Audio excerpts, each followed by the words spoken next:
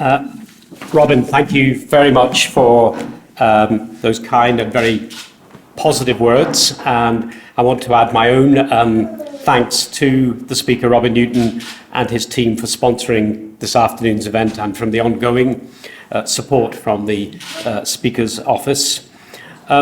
You may notice a considerable difference in heft between the report you have here and last year's. And that's no coincidence, in that the difference is designed to send out a message that it isn't business as usual in human rights terms as we move to the completion of 3 years without a Northern Ireland Executive and Assembly. So this year's statement has been slimmed down because it recognises that, in effect, we have no homegrown legislation, few new or refreshed strategies, and limited policy developments. And to adapt a rather overworked phrase during this general election, while we have a lot of initiatives that are oven ready, sadly, we haven't turned on the oven for almost 3 years. And I want to start by reflecting on an event I was at last week. It was a morning at a Human Rights Festival event examining why we still need a Bill of Rights, which we do. And there were a number of important key speakers from civic society. And I was struck by the downbeat assessment of the value of local representative democracy, based, of course, on recent experience. And that was juxtaposed with the value and the importance of some of the work being done by voluntary and community sector and other civic society organisations as part of the wider participative democracy. And I parted company slightly from the analysis, in as much as the assessment of representative democracy and the occasional tendency to conflate the absence of effective governance and the value of local representation in the Northern Ireland Assembly and the Executive. In my view, the restoration of the Executive and the Assembly is important both in principle and in practice. But of course, that restoration should not be based on business as usual either. And moulding together the two parties coming from their different political and constitutional wellsprings, never mind potentially 5 parties, is a formidable challenge. Nonetheless, the essential building of working relationships and trust must be based on the solid foundations of good governance arrangements, which is why I fervently hope that we all get beyond the personalities to the underlying analysis of systemic malaises once, for example, the RHI inquiry is published. And I want to take 3 examples of economic and social rights to illustrate why the return of an effective functioning Northern Ireland Executive is so important. First is social security and tax reform, an issue close to both my and Philip Alston's heart. This year we commissioned, as you know, a cumulative impact assessment of all tax and social security policies from 2010 right through to everything in the pipeline to 2022, based on what had been announced up until the spring budget of 2019. And it was done by income decile, the top 10% of incomes down to the bottom 10%, by gender, by age, by disability, by household composition and size. And the results weren't altogether surprising. The overall impact of social security and tax reform is deeply regressive, and those with the broadest backs largely bear the least burden. Moreover, being a lone parent, having 3 or more children, having someone at home with a disability, particularly if that person is a child, has severe ramifications on family and household incomes. And we know that those who are the most adversely affected also have little recourse to savings and are left to rely on networks of friends, family, and increasingly on food banks.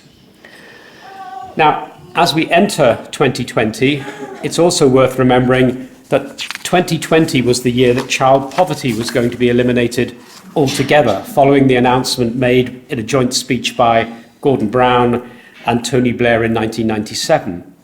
And that policy goal has never been formally disavowed by governments and coalitions of various hues since then.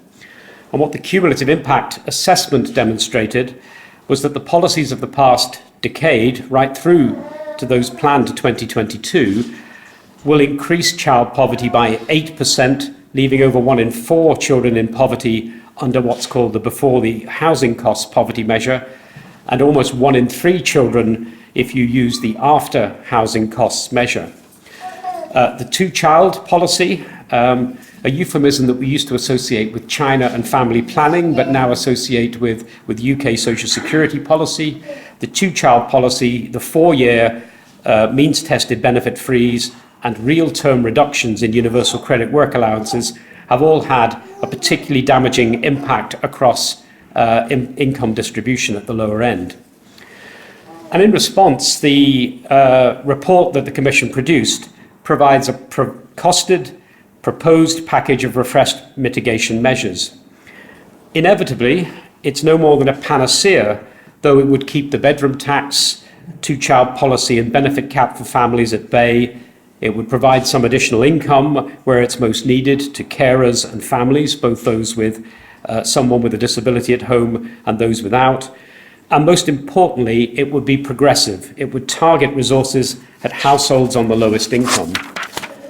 And during the production of the cumulative impact assessment, the authors and ourselves worked very closely with politicians and DFC officials at both a policy and a legislation and statistical analyst level, so that as the package developed, we made sure that people were understood what we were doing, proofed the veracity of the tax model, and that has enhanced, in my view, its chances of gaining traction. However, the reality remains that without a Northern Ireland executive, mitigations for the bedroom tax and benefit cap are seen as a summit rather than a base camp by officials. And if we want to be more ambitious, then we need politicians in place to do something that's much more significant. The second area I want to touch on is childcare. Northern Ireland has not had a childcare strategy since the 3-year strategy expired in 1992. I had a wonderful exchange with an official 2 or 3 years back about whether there was still a childcare strategy, and it simply said the childcare strategy is extant, which felt a bit like felt like bringing about a parrot in Monty Python kind of way and saying this parrot is dead, as is this childcare strategy, given it's finished in 1992. Putting that aside, there's no statutory duty on government departments or public authorities in Northern Ireland to provide any level of childcare. Contrast that with England and Wales, where there are statutory duties to provide the equivalent of 30 hours of free childcare for 38 weeks of the year for 3- and 4-year-olds, 15 hours of early years provision for 2-year-olds in certain circumstances. Other legal duties are placed on local authorities to ensure the provision of information and advice and assistance to families on availability of childcare in local areas and for the delivery of training for childcare providers. There are a similar range of statutory duties in Scotland. Meanwhile, in Northern Ireland, the first formal childcare strategy for almost 30 years remains on the drawing board, awaiting the signature of an absent government minister. And I recognise this is not an audience that I need to sell the virtues of childcare for child development, for job creation, for workforce development, if you look what's been done, for example, in England and Wales, alongside childcare's valuable support for women in particular and families more widely. Third illustration is the sharp end of homelessness. Figures released from the Bureau of Investigative Journalists and the Detail in October 2019 revealed that 205 people in Northern Ireland who were homeless died during a recent 18-month period. And that's 1 in 4 of all homeless deaths in the UK. Now, candidly and transparently, the proportion of deaths reflects that we actually keep our figures in a way that more accurately reflect the reality than elsewhere in the UK. And it's an underestimate of the numbers of people who are dying on the streets or homeless elsewhere.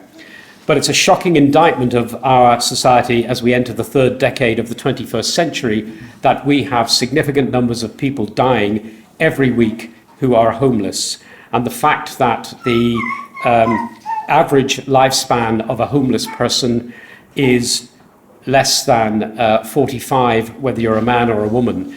And if I was homeless, I wouldn't be here today. I'm very likely to have been dead, and that probably provides the same for some of this audience as well. So, having provided my usual downbeat start to any speech, I do want to recognise that some advances have been made this year, including that we're now close to realising abortion law reform, equal marriage, and a compensation scheme for the victims of historical institutional abuse following the Judge Hart inquiry. And on abortion law reform, I want to mention two personal fragments that illustrate for me an important wider issue.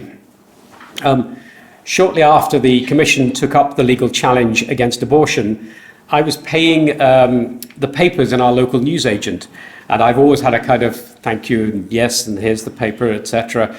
And on this occasion, suddenly, as I passed the money across, got my change, the shop assistant suddenly whispered, I think what you're doing on abortion is great. Now, I was very gratified, but I looked around to see there was no one else in the shop, so I couldn't understand why on earth you would need to whisper this to me rather than have a conversation. And a second small fragment was I get a lift occasionally from one of my near neighbours. I walk down a hill. I'm in a world of my own, as people who know me tend to recognise first thing in the morning. And the individual, she would give me a lift and drop me off on her way to work. And one day she stopped, offered me a lift, and I got in the car, and she apologised. And she said, I stopped giving you a lift because of what you're doing on abortion. And then I realised it was not a very Christian thing to do. And then we had a very respectful conversation around the issue. Now, I drew two lessons from those fragments. First, we owe a debt of gratitude to the many women who publicly talked about their experience because the issue needed to be brought into the light. We don't need to have whispered conversations about women's reproductive rights. And second, it's important to have difficult conversations without demonising other people with different views. And I hope that the Commission, in the work that it's done, has tried to do that. I also think it's very important to note that abortion law reform has drawn effectively on international human rights treaty mechanisms. The reform is based on the Convention on the Elimination of Discrimination Against Women's Committee inquiry into abortion law, which was commenced under the optional protocol ratified by the UK government. And the inquiry had concluded that the current law amounted to a grave and systemic violation of human rights. And the recommendations of that report went beyond abortion law reform to address other reproductive rights of women, including access to services and information and access to objective sex education in schools. Now, I suspect little did the organisations know the impact that their complaint would make when they originally lodged it in 2011. And moreover, it's also interesting to observe that if either the amendment that was put to the Assembly to extend the existing law to just cover fatal fetal abnormality and sexual crimes in February 2016 had been passed, or if the Supreme Court had found that the Commission could take a case without a victim in June 2018, then the more far-reaching legislative reform may not have been in place today. And that reform, if completed effectively, will, I suspect, be a once-in-a-generation change, and the Commission will want to see those human rights-led reforms embedded in practice. So I want to put on record my thanks to both the current set of commissioners and the previous group of commissioners for staying the course and focusing on this issue as a human rights one. I also want to touch on an issue that the Commission continues to grapple with, namely, how do we play a meaningful role in discussing the human rights implications of digital advances, including the use of artificial intelligence in delivering public services globally. My starting point on this is a recognition that technology has potential for both good as well as harm. In effect, though, the speed of development is outstripping any public conversation about the ramifications, including the impact on privacy rights, the potential for discrimination, a lack of transparency, oversight and accountability. And in this case, it covers both state actors and major corporations. And it's the involvement of big business that poses, I think, particular challenges. It's a global issue, and I think the mantra of think globally, act locally is particularly apposite for all of us in this room as we think about some of the things that are happening and the development as it leaves us all behind in terms of accountability issues. And once again, I want to take a small fragment to illustrate the concerns. The Commission last year settled a case against the Police Service of Northern Ireland over the retention of biometric material for a man who had intervened in a neighbourhood dispute. As a peacemaker, he was arrested along with the two perpetrators, subsequently released without charge, but because of a minor conviction 17 years earlier, his DNA and his fingerprints were not destroyed. Now, we settled the case on the basis of developing the PSNI agreeing to develop a policy on retention and review arrangements based on legislation that had been passed but never enacted by the Northern Ireland Assembly. That policy is quite close to publication. It's the PSNI policy, but I do welcome the PSNI's openness in the discussions and including presenting it to a wider group of stakeholders in a roundtable meeting.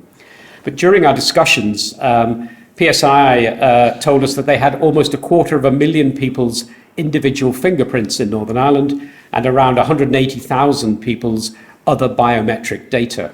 And based on the new policy, around 80,000 fingerprints will be destroyed. There are some separate issues around holding biometric data for legacy investigations that the data will be retained for. But in essence, my point is that without the Commission's intervention, I suspect the harvesting of biometric material would have continued apace with little public scrutiny.